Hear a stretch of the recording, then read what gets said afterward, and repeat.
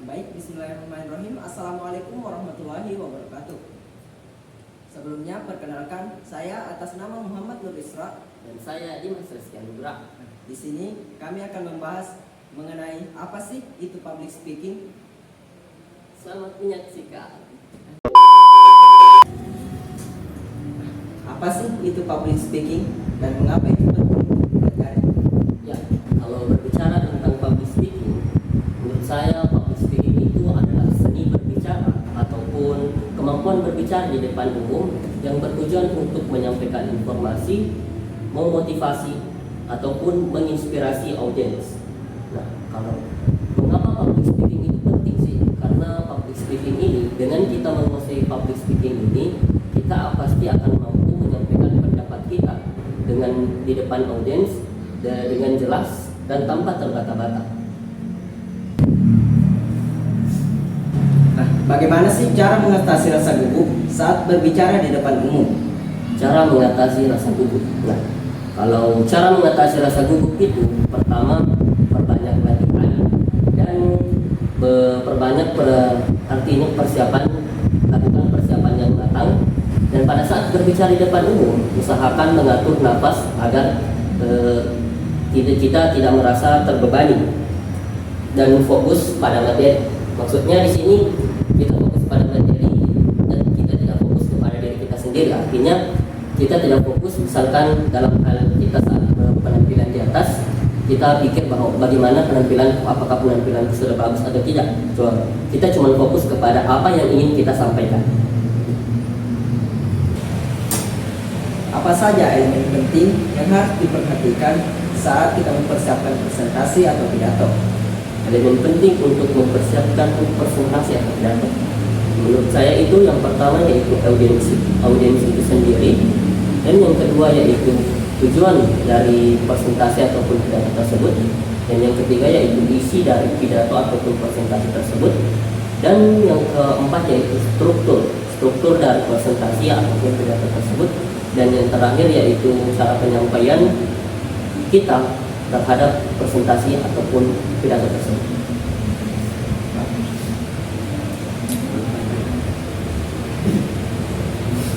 Bagaimana cara menyusun struktur pidato yang baik dan mudah dipahami? Cara menyusun struktur pidato yang baik dan mudah dipahami. Nah, kalau menurut saya itu terbagi atas 3. Yang pertama yaitu pendahuluan, dan terbagi atas salam pembuka, perkenalan, serta latar belakang. Dan yang kedua yaitu isi dari pidato tersebut, dan yang ketiga yaitu penutup, yang terbagi atas kesimpulan dari pidato tersebut, rangkuman dari pidato tersebut, serta pesan ataupun kesan yang dapat kita ambil dari pidato tersebut. Pada saat membuka presentasi atau pidato, hal apa yang harus kita lakukan untuk menarik perhatian audiens? Nah, kalau bicara tentang cara membuka pidato, saya sarankan untuk memberikan kutipan yang bisa diambil dari motivator ataupun dari panutan, misalkan dari tokoh-tokoh Islam ataupun yang lainnya, dan bisa juga menyelipkan sebuah pertanyaan retorik ataupun fakta mengejutkan. Ibarat contohnya seperti ini: banyak lulusan SMA dan perguruan tinggi kesulitan untuk mendapatkan pekerjaan karena kurangnya kemampuan praktis yang sesuai dengan minat industri. Nah, dari kata ini, kalimat ini memuat sebuah fakta yang sangat mengejutkan. Seperti itu.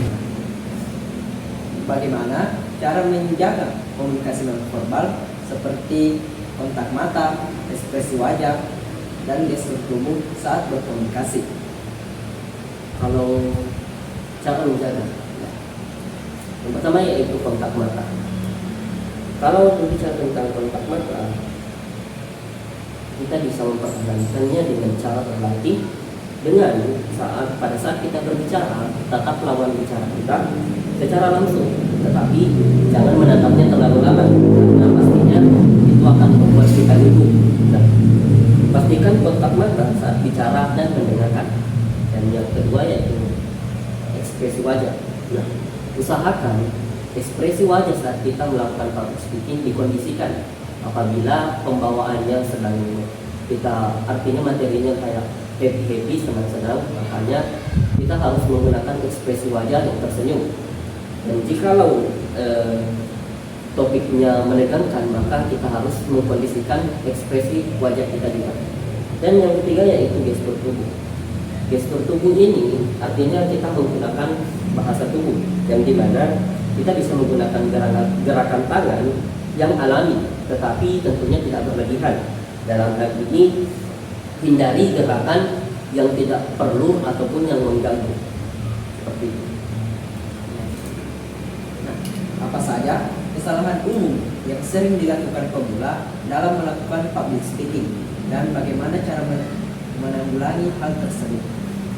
Nah, contoh kecilnya yaitu mereka terlalu fokus terhadap skrip ataupun materi yang telah mereka pelajari. Dan yang kedua yaitu mereka kadang melakukan kesalahan karena kurangnya persiapan yang mereka lakukan. Bagaimana cara kita menghindari hal tersebut? Yang pertama yaitu apabila kita sudah berada di atas panggung, maka apa yang ingin kita sampaikan itu tidak perlu sama persis dengan apa yang ada di skrip ataupun materi tersebut. Dan yang kedua yaitu pada saat selesai melakukan public speaking, usahakan melakukan evaluasi diri sehingga membuat kita untuk merasa bahwa kita harus mengembangkan sesuatu yang ada pada hal ini. Bagaimana cara menyesuaikan gaya bicara dengan tipe audiens yang berbeda? Cara menyesuaikan gaya bicara dengan tipe audiens yang berbeda, yang pertama yaitu kita harus mengenali audiens kita dulu. Apakah audiens kita itu didominasi oleh kalangan yang gengsi ataupun kalangan yang di atasnya, di bawahnya, ataupun lebih tua atau lebih dewasa. Kita harus mengenali hal tersebut karena hal tersebut bisa mempengaruhi cara kita untuk menyampaikan apa yang kita sampaikan melalui gaya bicara kita. Dan yang kedua yaitu kita harus menggunakan bahasa yang sesuai. Artinya kita tidak boleh menggunakan bahasa yang tidak mudah dipahami oleh orang lain. Nah, yang ketiga yaitu gunakan contoh yang relevan. Artinya kalau kita mengambil sebuah contoh, maka kita harus mengambil contoh yang relevan dengan kehidupan sehari-hari. Tidak perlu ambil yang jauh-jauh sekali. Yang ketiga yaitu perhatikan reaksi dari audiens tersebut. Apakah audiens tersebut merasa bahwa apa yang kita sampaikan dipahami oleh mereka ataupun tidak. Kalau misalnya ada audiens yang memberikan pertanyaan secara spontan, bagaimana cara kita menanggapi hal tersebut? Atau bagaimana cara kita untuk menjawab pertanyaan tersebut dengan tetap percaya diri? Bagaimana cara menjawab pertanyaan secara spontan? Ya. Yang pertama tentunya pertamanya pada saat kita mendapatkan pertanyaan, usahakan kita tetap tenang. Karena dengan kita tenang, pastinya kita akan mampu berpikir dengan jernih. Nah, pada saat audiens membacakan pertanyaannya, usahakan kita mendengarkan pertanyaan tersebut secara seksama agar nantinya tidak ada miskomunikasi antara kita dan audiens. Nah, pada saat jawabannya sudah terlintas di otak, maka cobalah menjawab pertanyaan tersebut dengan jelas dan menggunakan bahasa yang tepat. Dan jangan sekali-kali menggunakan kata-kata yang membuat audiens ragu dengan jawaban kita. Misalnya dengan kita mengeluarkan kata A ataupun kata begitu. Bagaimana cara melatih intonasi suara agar pesan yang kita sampaikan terdengar jelas dan menarik perhatian audiens? Cara melatih intonasi dan artikulasi. Yang pertama yaitu kita bisa melakukan yang namanya mendengarkan ataupun meniru suara yang terdapat pada suatu video ataupun rekaman yang terdapat pada misalkan dari handphone kan.